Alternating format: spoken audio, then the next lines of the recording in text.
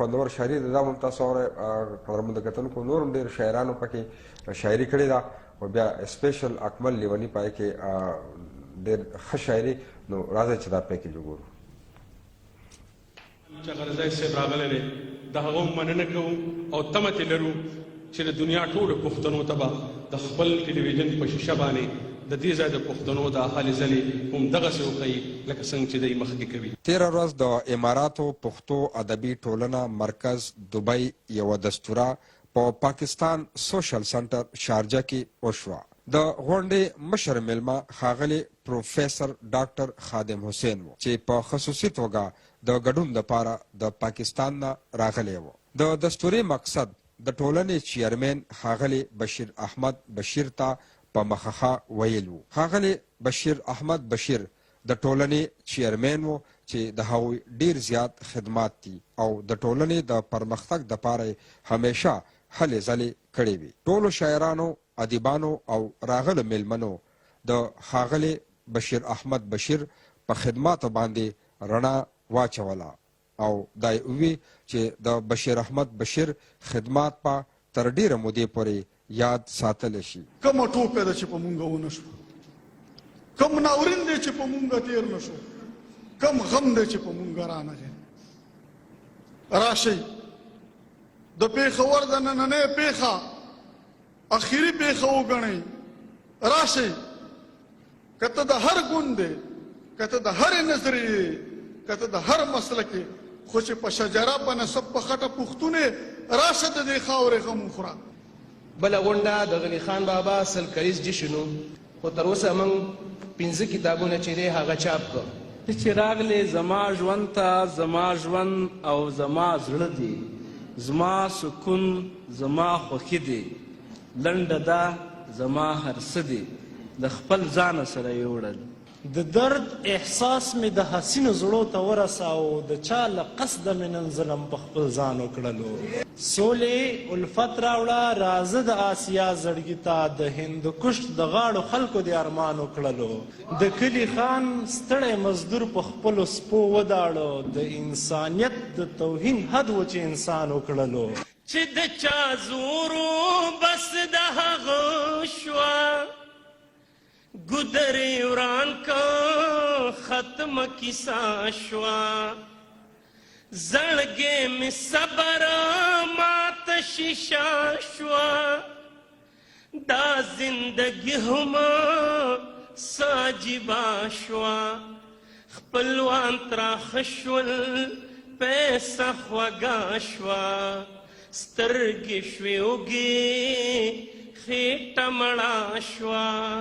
خالد هغه مینا چې څه شوه، مونږ یو تږي اوچا چینا شوه، خوندونه لاړل شمه ومړه شوه. په دې موقع د خیبر پښتونخوا مشهور شاعر اکمل لیونی هم په پروګرام کې په خصوصي بلنه راغلی و. اکمل لیونی په دې موقع خپله خوندوره شاعري وړاندې کړه. د خیبر پښتونخوا د دې ستر شاعر شاعري په پوره نړۍ کې مشهوره ده. د اکمل لیونی یو د شاعرۍ یو جداګانه انداز دی او هغوی بیا په خپله مزاحیه شاعرۍ باندې ټول محفل نه داد واخیسته. اکمل لیونی د خپلې شاعرۍ په ذریعه د خیبر پښتونخوا په موجوده صورتحال باندې رڼا واچوله. ما ته د دې کلي دومره لګي اندازه، اوس پکې ما په میلمستیا ورته راځه. ما ته د دې کلي دومره ولګي د پته، زه اوس خبر شم څه ناڅه د حقیقته. دلته د انسان وینه د ډېره بې قیمته، یو اخلي غلط مطلب د بل د شرافته، ورک پکې نادار دی او بادار دی په مزه،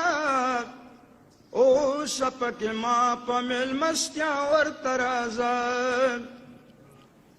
دلته خپل څوک نه پېژني قدر د پردو کوي، دل ترور درور د سر خبره په پیسو کوي دلته د خپل کور څوکیداري خلق په غلو کوي دلته مغلګي مشري په پښتنو کوي دلته مړه راپاسي د باونه په ژوندو کوي وته تر پخوا وته تر پخوا د غیرتونو جنازه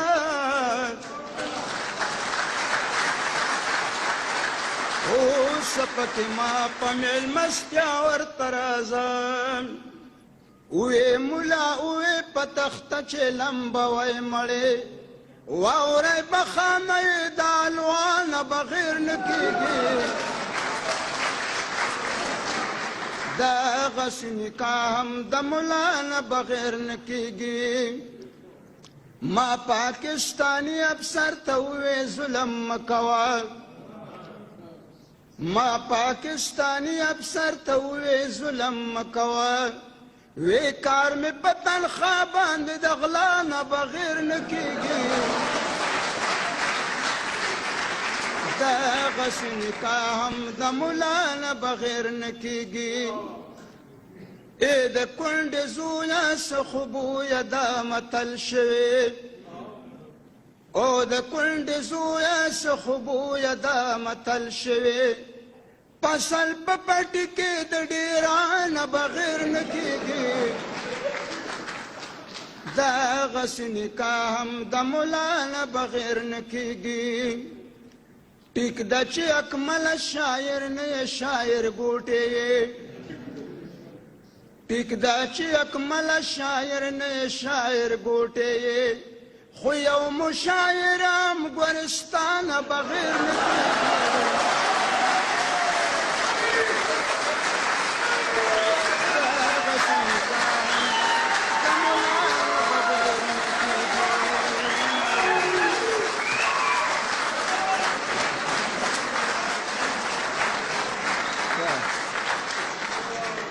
غوښې وریجې پولاونه کله خورم او کله نه خورم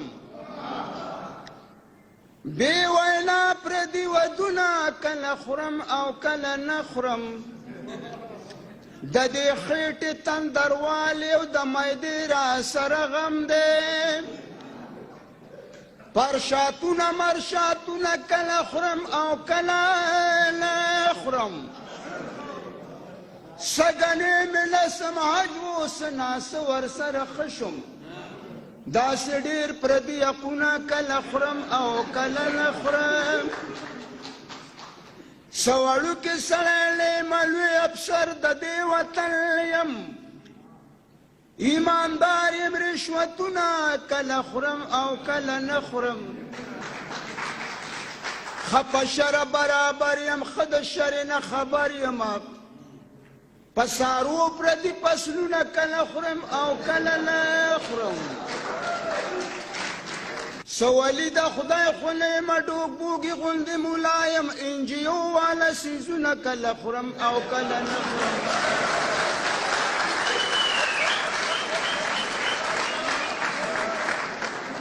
اوس خو شکر دی په کور کې لوی واړه رانه زارېږي په صوباړو ګزارونه کله خورم او کله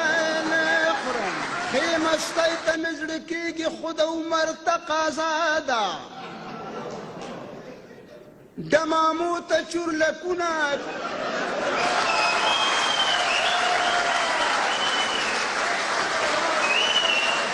کله خورم او کله نه خورم زور د شعر مې اوس کېناست چې کمزورې شم اکمله ښه د خلکو له غوږونه کله خورم او کله نه خورم د پروګرام په اخره کې د پروګرام مشر میلمه ښاغلی پروفیسر ډاکټر خادم حسین هم دستورې ته وینا وکړله ډاکټر خادم حسین ووی چې ما اورېدلی وو خو نن مې په خپلو سترګو ولیدل چې د اماراتو پښتو ادبي ټولنه مرکز دوبۍ په متحده عرب امارات کې د مسافرو په صحیح توګه خدمت کوي د تصوراتو یا د احساساتو د اظهار دپاره چې کومه محاوره پکار دی چې هغه تاثر ورسوي د هغې د رسولو دپاره کله ناکله انسان او انسانان او د انسانانو ټولنې انسان د فرد په حیث د ټولنې په حیث کله عاجز شي لاچاره شي بېوسه شي چې هغه شان ولټوي. دوه درې خبرې ستاسو مخې ته ایښول غواړم. اول خو د ټولو نه اول خو په رښتیا خبره دا ده چې د اماراتو ادبي ټولنې نوم خو مې اورېده او د کتابونو په صفحو مې هم کته او بعضې مجلو باندې مې هم کته او بعضې ملګرو سره مې سلام دعا هم راشه درشه او ناسته پاسته م وه، خو دومره لوی کار نه نوم خبر. په رښتیا خبره دا ده د زما خو دا خیال دی چې ما وختي سوچ کولو دا څومره 40 کاله دا دومره بغیر ستړي کېدو نه 40 کاله چې صرف تاسو په یو ځای ناست هم یئ، دا هم د یو پی ایچ ډي تحقیقي مقاله ده.